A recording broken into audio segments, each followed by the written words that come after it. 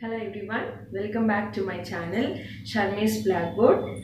I hope you are all doing great. So today's class we are going to learn about another new fresh topic called plum pudding model. So this plum pudding model is also a model of the atom which explains about the position of the subatomic particles like protons, electrons and neutrons in the atom. So that's what we are going to learn today. So plum pudding model was proposed by a scientist, and that scientist was J.J. Thomson. So this plum pudding model is otherwise called as Thomson model of the atom.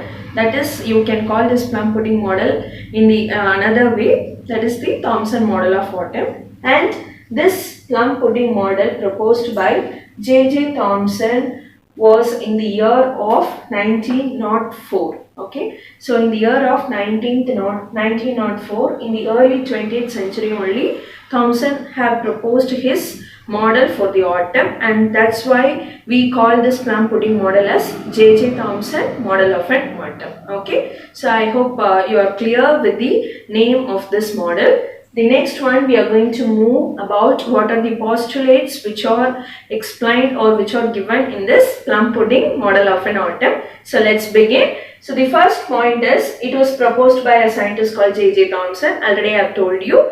And in this model, the electrons are surrounded by the sphere of positive charge. Okay. So first of all, what J.J. Thomson says is that he says that atom consists of only positively charged particles and negatively charged particle. So what he says is that atom is a huge sphere and it consists of only positively charged. Okay, the sphere is only positively charged, but not only the positively charged sphere, it also contains some negatively charged particles in it. Okay, so the atom is compared to that of a positively charged sphere. First point. And the next point is that negatively charged particles are present here and there in the positively charged sphere of an atom. Okay, this is the postulate given by the J.J. Thomson in his plum pudding model of an atom.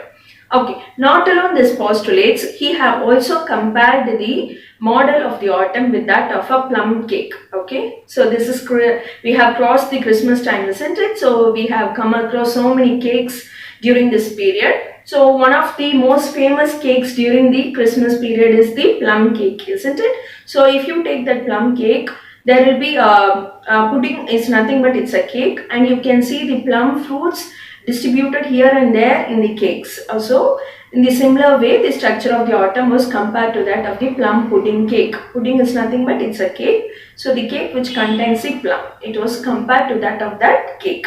So how the positively charged sphere contains the negatively charged electrons, similarly the plum cake consists of plum in it. Okay, so if you see that cake, you can find the structure of the atom without the microscope. Okay, you can compare the structure of the atom with that of the plum pudding cake. Okay, this was proposed by J.J. Thomson. Okay, that is given in the second point.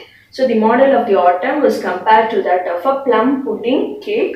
So plums are embedded in the pudding. Pudding is nothing but it's a cake, and it was also proposed in the year of early 20th century, in the year of 1904. So that also I have told you earlier.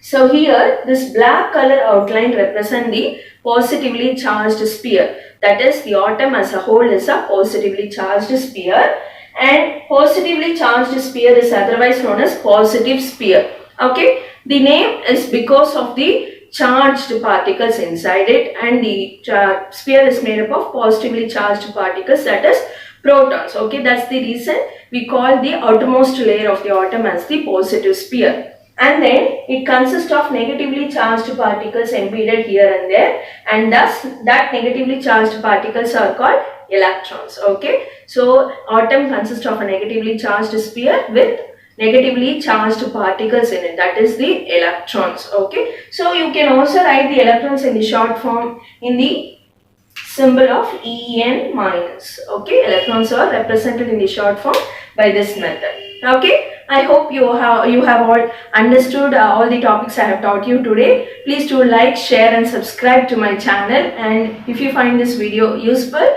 Kindly share it with your friends and families and recommend my channel to them also. Meet you in a next interesting video. Till then, stay home, stay safe, stay positive and spread happiness. Bye.